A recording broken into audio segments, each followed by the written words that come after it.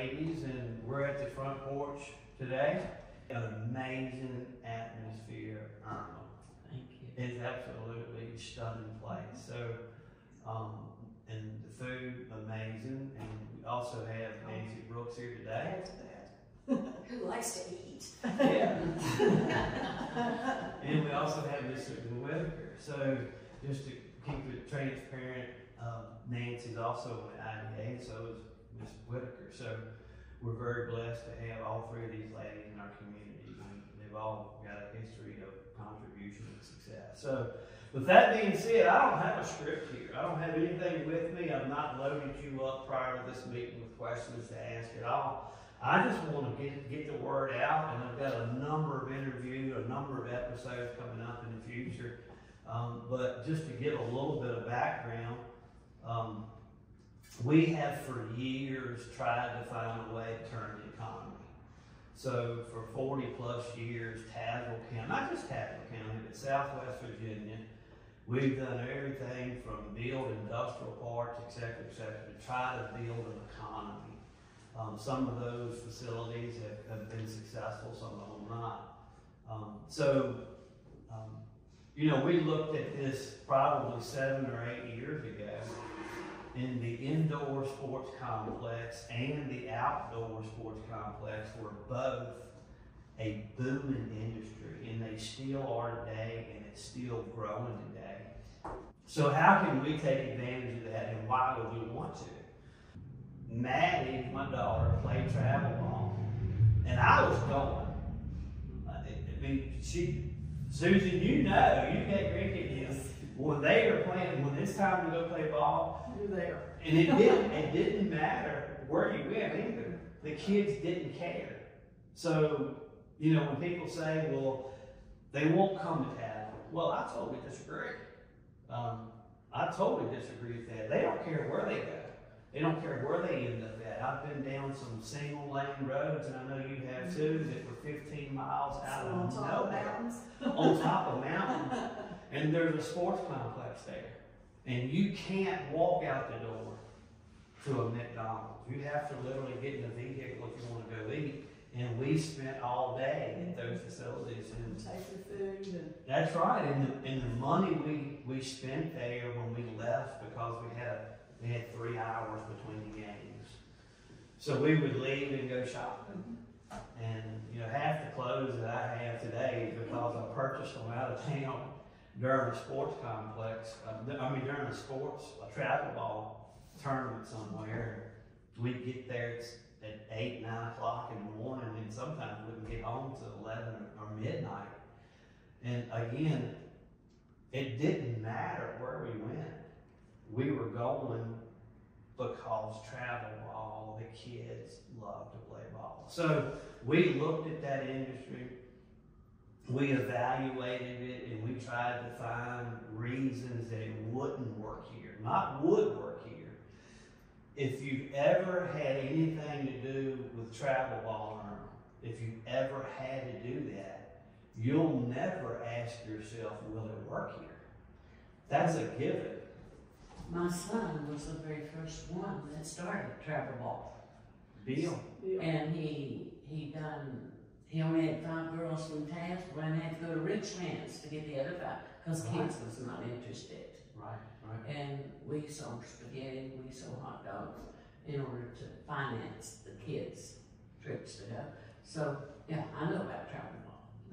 So I mean, it's a big industry, and so we tried to look again at opportunities, Nancy, or to find areas why it would not work here, not why it would, but why it wouldn't.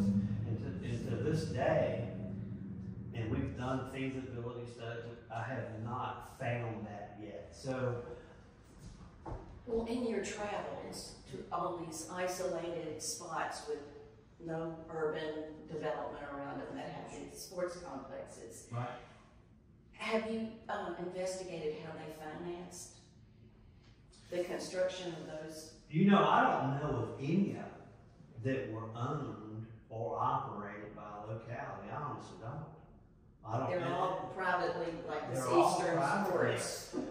They're all privately owned and operated. I don't know of any at all that are owned by the locality. So it was done the same pattern that we're following here, is how they achieved these facilities. Well, I don't know how they achieved them. I really don't. It might be interesting to find that out. Absolutely, I agree. And it's done by the private sector. So most of them that I've seen have been built by the private sector. And we talked, what, 3 different companies? Was it 3 that we've spoken to about? Like management companies? Yeah. It was at least 2. And no, we've actually talked to 3. Yeah, because we were working with one and they kind of went dark. We talked to another one. So Eastern Sports Management is the 3rd one. Yeah. And did they have this same plan that Eastern Sports Management is? They were using the same. I know that talking with Eastern Sports Management, they today have a lot of contracts underway with other localities that are doing what we're trying to do. What I'm saying is, in my experience, the facilities that I have traveled to, I don't think none of them were owned by the I'm just locality. wondering how they paid for the bricks and mortar to build the facility. Because don't we have to, I don't know, have $21 million or something to do this? Yeah, this project is estimated at $20 million. So, see, that's larger than, I mean, this is larger than a lot of the ones that we've been to.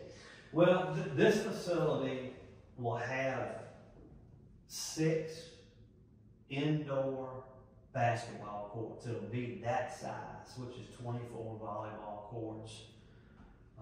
You can go on. I think it's got Pickleball, you've got pickleball, and then you've got. So you get lots of pickleball.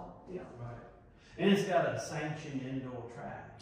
that is where the positive is. We don't have a sanctioned track here, we don't have one at Graham.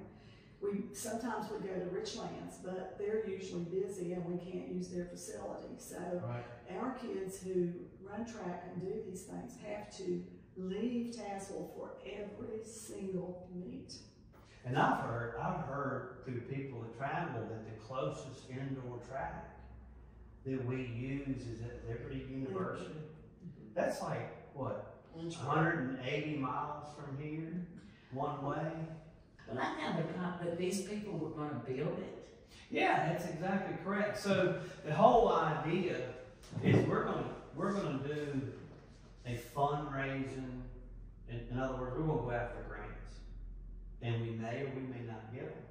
But we're gonna do a full-blown grant process, and we're gonna try to obtain as much of the money that we can to build this economy here.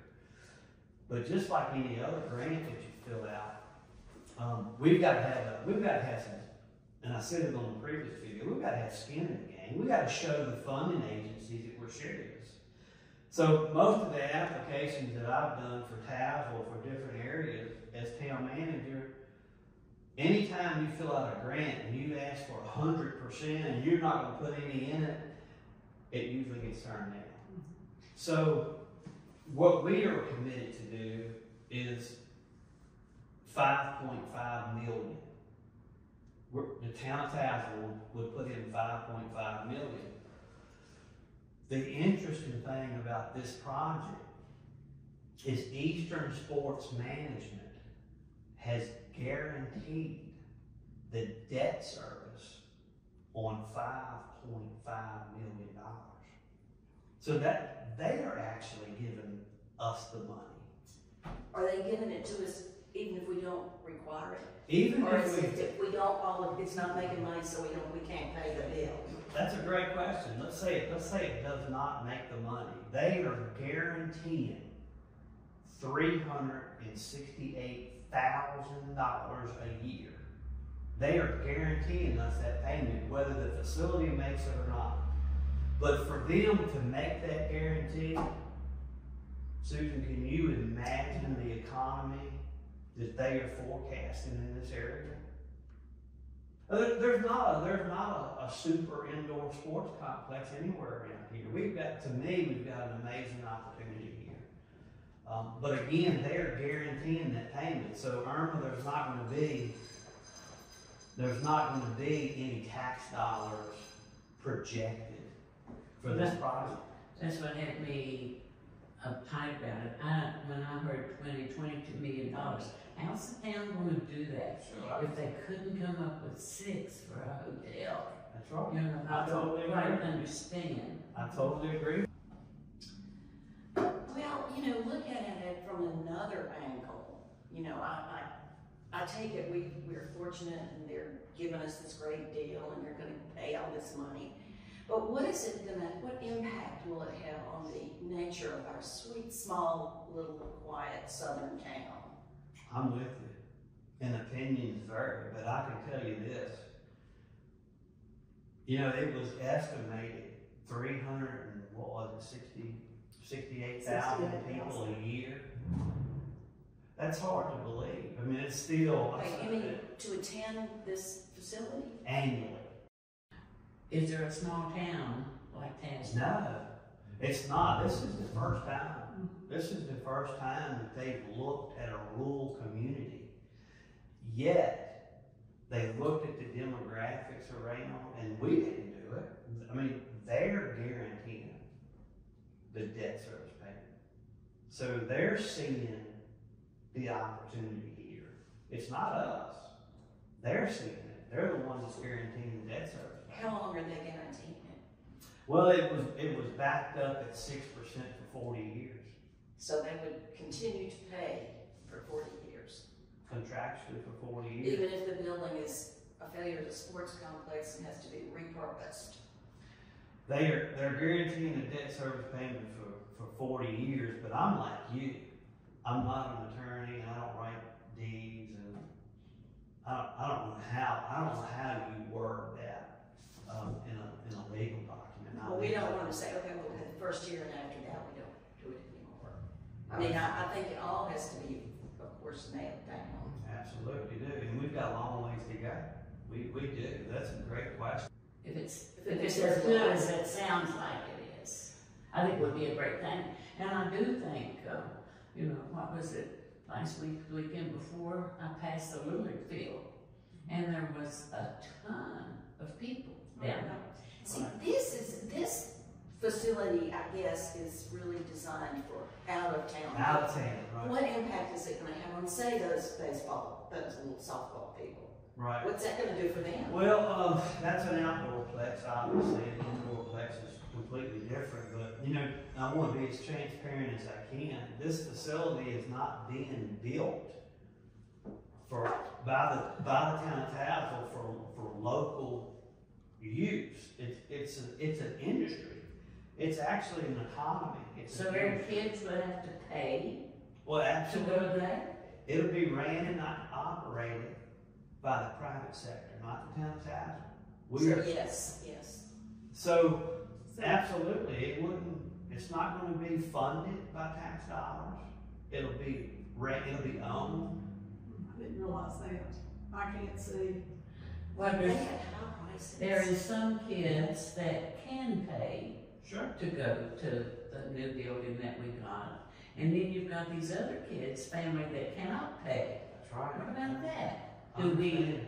well, And I want to be as clear as I can on record. It's an industry. It's not something that the town of Tazewell, like the Aqua Park or the splash pad that we built or the other things that we do, it's not being done for that.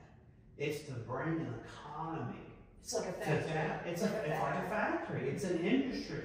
It's an industry that we are trying to help. So there are some facilities in the area that we have tried to help by filling out grants for, and we do them all the time. So it's no different. It's just at a larger scale. We don't own them.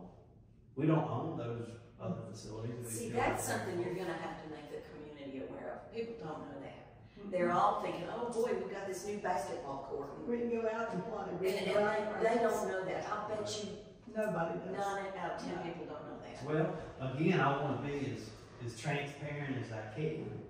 It doesn't mean And we've talked about this at the political level. We've talked about this with Eastern Sports Management.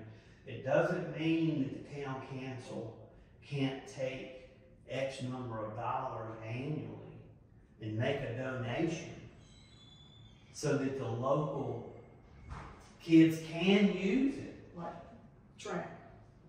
If they have to pay each time, that's like Graham High School, like us paying Mitchell Stadium, right? Right? It's no different. Again, I know I'm being redundant, but I want to be sure nobody misconfuses you, but it's an economy that we're bringing in that'll bring people in, Irma.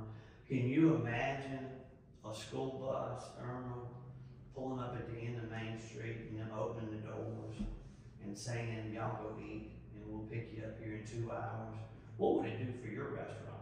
What would it do for the Chop House? What would it do? And then immediately after that, another school bus and another school bus and another school bus. And then could you imagine what it would do for the restaurants, the shopping facilities all across Tazewell? Can you imagine what it would do for the economy? We need to develop some shopping opportunities. It would absolutely develop shopping opportunities. So you think that you don't have enough staff now?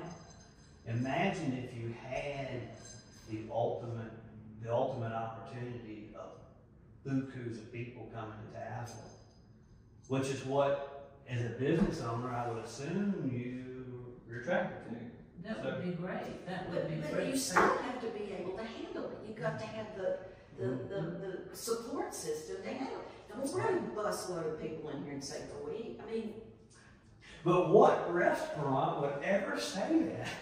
What restaurant would say, no, we don't want people? What? That doesn't. but see, it becomes unwieldy. It becomes unmanageable. It becomes unpleasant. Well, you can't have it both ways. You Well, either see, want that's to grow or you right. don't. But you have to be prepared. You Right. can't just dive in and say, okay, let's do this. Right. You got to be prepared for it. I don't know if we are prepared. Well, I can tell you this, and I'm not a business owner, but I would bet you that every business owner in town would love to have the opportunity to address that crowd. I bet you every restaurant would love to have the opportunity to see what it feels like with a line going outside their doors, and let them try to manage that and build their staff around it. That's what you call an economy. That's what we strive for. So you asked a great question earlier, Nancy, about small community atmosphere. It's absolutely going to change the game. There's no question about it. And I had not thought of it as an industry before. That puts a different light on it. Right, it's absolutely an industry. But it doesn't necessarily make it any more appealing. It's still going to be disruptive. Right. But if it is not intended as a community thing or to build community, it's somebody's business, then that's a different thing. Yeah, I mean, it's Want to drink the wine? You know, that's a great question too. And, you know, I've not talked in depth with the why about it. Of course, we just got this off the ground, and my objective is obviously to do that. But I can tell you now, I won't allow it to hurt the why. It's absolutely not going to compete with the why. It's an industry. But it's basketball, Any- soccer, It's not only, track. It's not soccer. yeah, you can have, Soccer. yeah. You just talk Yeah. about that. Pickleball. It's actually got 8,500 square foot of indoor turf. So it's indoor soccer, it's basketball, it's volleyball. The list is endless. So you can have indoor markets such as gun shows, knife shows, quilting shows. I mean, Eastern Sports Management does not draw a line at anything. So they're going to take advantage of every sports industry that's out there, whether it's cheerleading, wrestling, competitions. I mean, it's endless. And again, I want to, it's not a fortified gymnasium. It is a super indoor sports complex. It is absolutely an industry. So if traffic or if the number of people, or if bringing an economy to Tazewell so that I can finally patch those potholes everybody's fussing about, and so that I can quit recommending to council to raise taxes and raise fees. I don't do that because I want to, Irma. But if that's the problem, then there's a legit problem. Because what we're planning to do actually demands people. It's not like building a store or a restaurant where they might come. They're coming. Those kids, soon you know, they are coming, and they'll come from as far as 2 hours out. They're coming. If it's a tournament here in Tazewell, the Tazewell Indoor Super Sports Complex, they're coming. But interesting thing, you know what comes after that? Or during the construction of that? Are hotels. Well, you know, we certainly have seen how sensitive this community is about the baseball, softball things. Right. I wonder what kind of an effect all this brouhaha will have on that. On the outdoor? On the outdoor sports. I think that they'll equally want something the same way. Most of the outdoor sports go to travel ball. Do they? Almost all the children do. And the reason that we looked at an indoor plex was because it was 365. Oh, every day. 365 days a year, you could have something going on. The outdoor plex is absolutely and probably a bigger industry. But that would be the responsibility of Eastern, whatever, to populate the schedule. absolutely. So we would. They would advertise, right? Well, they do everything. We will not play a part in it other than the obligation of grant I funds. suppose they do something we don't want them to do. Well, we have a police department. So. Oh, good. So you're saying all the town will be obligated to put into it, even though they're going back for debt, is $5.5 million. That's estimated, and that might end up being $2 million. Are you going to raise food tax anymore? Are you going to raise it? Are you going to raise any of the fees, No. sewer, water? Because I don't know how much more of a raise your businesses can handle. See, that's a great I say a great comment. That's probably the wrong word to use, but you know, our population here in Tazewell drops by 1% annually. So if you go back 20 years, don't take my word for it, but if you go back 20 years with the population, look at it today, there's a decline in the population. That's coming from Weldon Cooper. And Weldon Cooper is a governmental subsidiary of the University of Virginia. But, so when the population drops, what do I have to do when it comes to taxes? I've got to spread the same dollar amount over. So we have to do something. When I say we have to do something, that goes against the grain of local government. But in Southwest Virginia here, I feel like the town needs to intervene into what the private sector is supposed to be doing. That's just my opinion. And the reason I say that, Nancy, 10 years ago, I had a line item for $780,000 in paving. This year it's $350,000. And paving is not cheaper. So I have less money, plus I'm doing less asphalt by quantity. I can't sustain that. I just can't keep doing it. Well, I mean, I think if all of this that you're saying, where somebody's going to pick up the debt, Sure. then what will we have in it? Nothing? Well, I'm like you. The perception of that is you're crazy. Yeah, and I'm sitting back. I'm still waiting, Nancy. I'm still waiting on Something Easter to drop. Something to drop, absolutely. And I want to be as transparent as I can. But to date, The estimated 5.5 that we put in applications to show that we have skin in the game, Eastern Sports Management is guaranteeing that debt service payment. Plus, it'll be a revenue bond, not a geo bond. So a revenue bond does not go against the locality's borrowing power because it's based on revenue.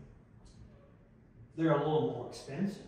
Revenue bonds are a little more expensive, but they don't go against the borrowing power of the locality. How long would it take for this to come to fruition? How long? The town council voted the last meeting, and they gave me 2 years. My objective in my head is to get it funded within 2 years. And that's what I'm gonna try to do with community support. Grants are what we're going after. For the 5.5 million? Oh no, for the 15 million. We're going after grants for the total 15 They million. don't expect to get them. The other 5 million, 5.5, that's where Eastern Sports Management is gonna offset that debt service. I would be all in favor of it, but I think you need to get an extra smart lawyer to read over the contract to make sure there's not anything hidden that the town's gonna end up in debt. I agree. I totally agree. And there's plenty of them right here in Tazewell on Main Street. So I agree. I totally agree. So what you're saying is that you, in all your experience and your work in local government, you see absolutely no reason why this should not happen. I don't see it, but speaking to individuals in the community may show me that. And that's why I'm here. I don't want to just talk to people that support it. I want to talk to those that don't. Maybe it's something I'm missing. And if, like Irma said, if attorneys can't secure the right language in a contract to where Eastern Sports Management is guaranteed to offset that debt service regardless of revenue, then yeah, I've got a problem with that. I've got a problem. And you don't know, worry about the kids that can't pay.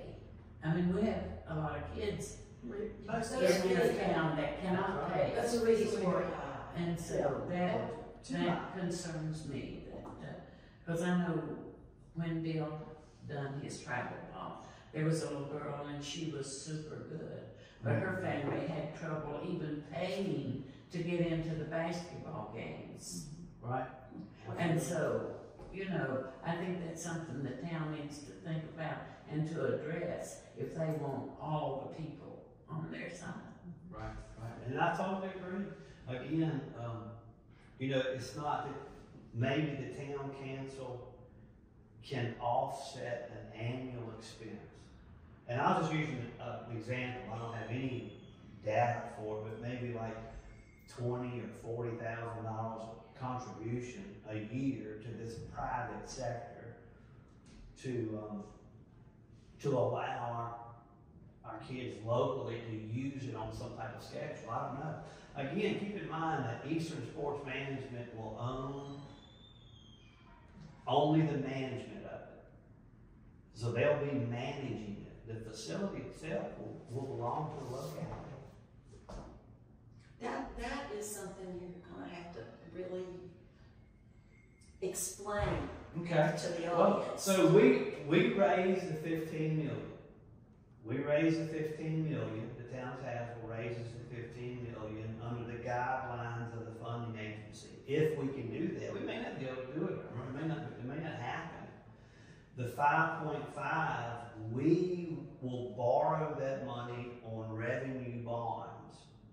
The debt service, though, will be guaranteed from Eastern Sports Management. So they're guaranteed. We're still getting that loan. Absolutely. We still are responsible for paying that back. We're responsible, and they are guaranteeing that it'll get paid back. Rural Development, who is a governmental entity, is also backing the bond.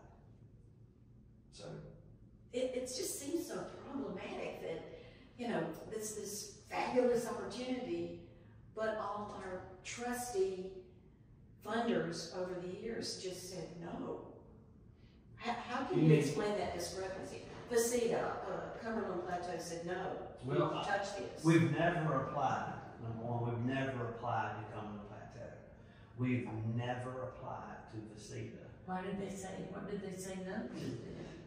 Cumberland Plateau Planning District helps all the localities in the planning district with grant opportunities. The communication that took place, not the application, but the communication that took place back then was not on their list of funding activities. To my understanding, that's changed. And if it hasn't changed, then it won't happen. So we can reapply to, or we can apply. Apply, not reapply. We've never applied. Yeah. We never made it to that process. See, I think that's another misunderstanding that is rampant in the community. And people are not gonna, I mean, it's just got to be very public. Right. Which is why we're here today. Yeah. Trying to get it out there. And you know, the future home for this spot right now is the old Rainbow lot. How do you feel about that? How about the floodplain? Is there a floodplain? That's a great question. The floodway, and this is getting into engineering, but the floodway is actually located on the other side of the road.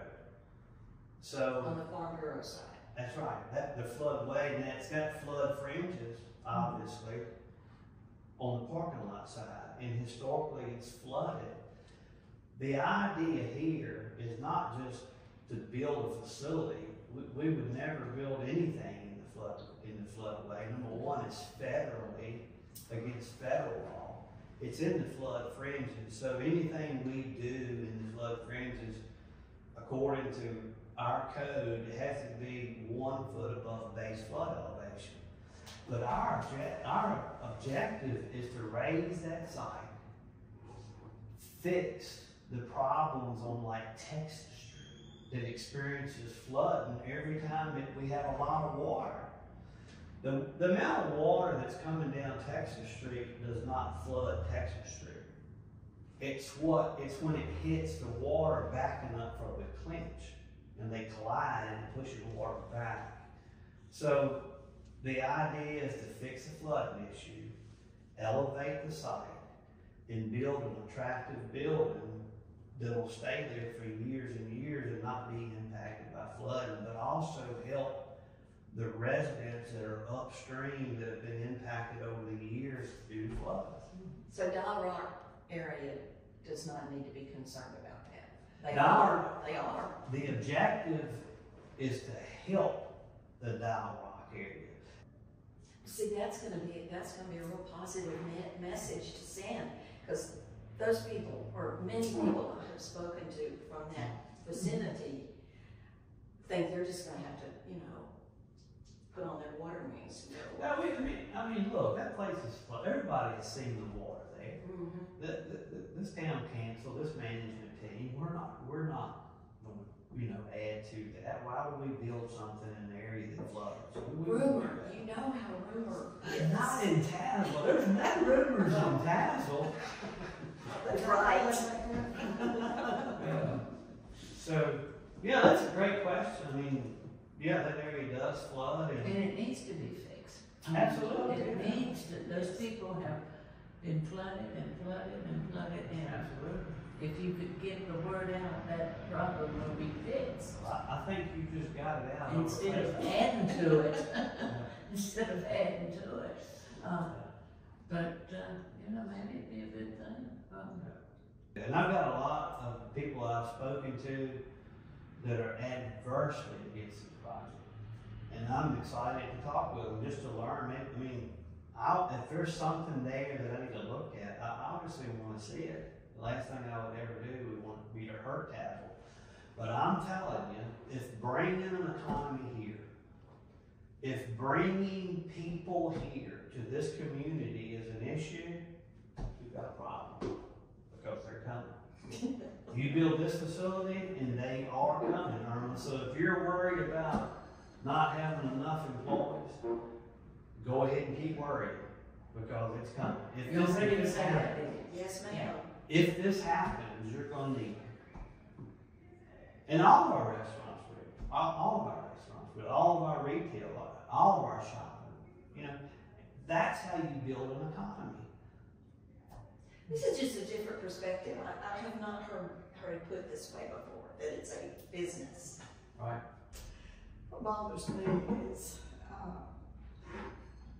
I had the opinion that the high school would be able to use this without paying. Mm-hmm. Well, if they're gonna use, for example, if they're gonna use the track, they need to practice there as well. Sure. I mean, we've got them all over town. You see these poor little kids and they're just running everywhere. That's right. And they need a track to practice on too. So if they have to pay daily, yeah, some parents might be able to do that, but not very many. Right. Totally agree. Yeah, in the indoor track industry, according to John Wack, who's the CEO for Eastern Sports Management, is not really popular when it comes to travel, which Eastern Sports Management in this situation is going to be capitalizing on the travel ball industry. So right now it's got an indoor track planned to be in it, but in reality we really don't think that it's going to get a lot of attention because only the schools use it. When this idea first came up, you sort of had to joggle Mr. Wack into accepting the Right. track. Oh, really? I had that. Yeah, it was. I've got letters from 9 different schools. 9 different schools in different districts. And I'm not talking about just in Tassel, but they said, if you build this, please put an indoor track in it. So if you think about it, and it's the schools that are using it, to me, there is a benefit for Tassel, Graham, Richlands, Grundy to want to pay to use the indoor track versus loading kids up on a bus and sending them down the road 3 hours. That costs. Yeah, 3 hours and so, but that's just my opinion. So according to Eastern Sports Management, there's not a travel industry for track. So right now it is planned to have one in it though. Again, it's not the local dollars that we are looking for as citizens here. We would love to have the dollars from outside. And I'm sure, Nancy, you would love to have dollars from out of town instead of just local dollars from citizens here. The whole idea is to bring people here. Right, and again I say, that is not what people think that this facility is. Right. They think it's for them to go play. That's absolutely. And that's just, That's not true. You couldn't go play at this any more than you could go play at Pyatt Boone. That's a business. That's exactly right. Or, That's yeah. well said. Yeah. That's a good comment. Which I don't think people understand. No, I don't think they do. I think Nancy's. I didn't understand it until right now. All it is a facility. Look, everybody knows that the travel ball industry is huge. I don't think anybody denies that. All we're trying to do is get it here in Tassel. We want it here in Tassel so they can pay taxes. So taxes, revenues, meals tax, business, people, everything will go up.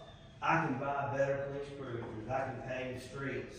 I can stop evaluating, raising fees and taxes so often.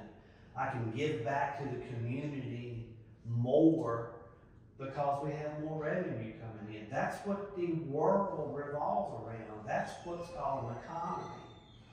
I think you're gonna have to somehow get it out to the public. It's not gonna be. It's not a gym. It's not a gym that you're gonna be able to go to every afternoon when you get out of school. Would it be possible to maybe get it so local people could use it? Absolutely. I mean, like our school could use it. Absolutely. Would that be possible? Maybe the town council votes. Yeah. Votes to make a contribution annually. Well, in the school system, they pay all this money for gas to take these kids. Mm-hmm. Many people pay for their food while they're gone. I mean, you know, there's a lot of things there. Maybe they would direct that money. Sure. Any more questions, y'all? Thank you for doing this. Yes. This is a really good idea. I've been learning. Well, we're gonna keep doing it. I'm glad y'all did it. Thank you for taking time.